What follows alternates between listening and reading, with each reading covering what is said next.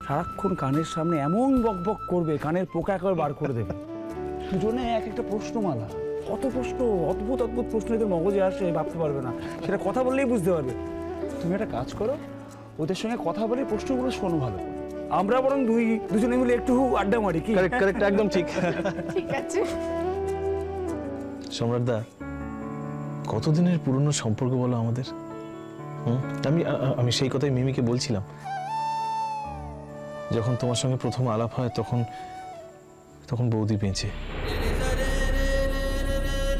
সত্যি সম্রাটদা, জানো আমি আজও বিশ্বাস করতে পারি না যে বৌদির মতো অমন একজন তরতাজা প্রাণবন্ত ছটফটে মানুষ এই পৃথিবী ছেড়ে চলে যেতে পারে। তুমি তো সবই জানো, এতগুলো বছর হয়ে গেল, আমারই বিশ্বাস হয় না যে ও নেই। ওর জন্য বিদেশ ছাড়লাম, ব্যাঙ্গালোর ছাড়লাম, যেখানে যাই ওর স্মৃতি চার ধারে পড়ে আছে। অদ্ভুতভাবে, মারাত্মকভাবে আমাকে ওর মেমোরিজগুলো হান্ট করতে চায়। বিশ্বাস করো, আমার নিজের জীবনের ব্যালেন্সটা না কিরকম নষ্ট হয়ে যাচ্ছিল। আমি ভেবে দেখলাম এইভাবে চলে বাচ্চাদেরও জীবনটা ঠিক থাকবে না, শেষ হয়ে যাবে একেবারে। দেখো, যে গেছে তাকে তো আর ফেরত আনতে পারবো না, কিন্তু যারা আছে তাদের প্রতি তো আমার একটা কমিটমেন্ট আছে।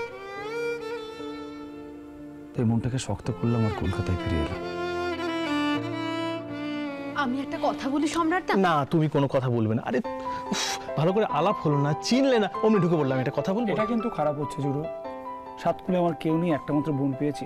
এখন প্লিজ তুমি মধ্যখানে ঢুকে বাগড়া দেবে না। তুমি বাইরের লোককে গার্ড দাও, দাদার সামনে বোনকে নো গার্ড। কি ঠিক বলেছি? একদম ঠিক বলেছো, ঠিক হয়েছে, বেশ হয়েছে। আমি যেরকম ভেবেছিলাম না, একদম সেরকম। তোমার সাথে আমার প্রচুর মিল।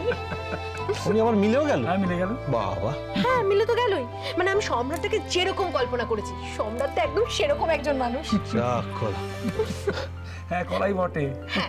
আর শোনো চুটু, তুমি কিন্তু একদম ফোরন কাটবে না আমাদের মাঝে। আচ্ছা আচ্ছা, বেশ বেশ, অনেক ঝগড়াটি হয়েছে। আমি একটা কথা বলি, কি কথাটা বলতে এসেছিলে সেটা শুনি আমি। আর আমরা কি এখানে দাঁড়িয়ে থাকবো?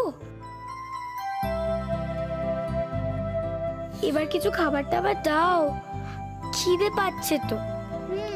সেই সকালবেলা ব্রেকফাস্টে বাবাই ব্রেড টোস্ট আর এগ দিয়েছিল, কিন্তু বাবাই তো জানে না আমরা কিচ্ছু খাইনি, সব ফেলে দিয়েছি।